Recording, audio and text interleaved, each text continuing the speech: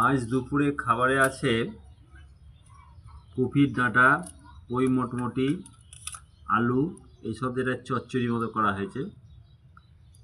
আলু সেদ্ধ আছে, কাঁচা টমেটো আর আলু সেদ্ধ, আর এটা ফুলকপি ভাজা, এটা মুগের ডাল, টমেটো দিয়ে মুগের ডাল।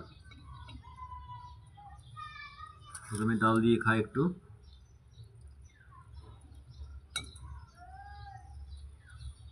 মুগের ডালের সেন্টটা খুব সুন্দর উঠেছে।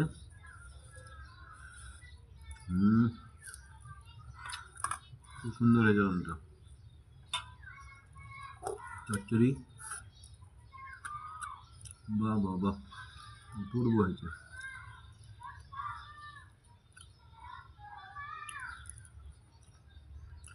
কাঁচা টমেটো হলেও টক হয়েছে ভালো।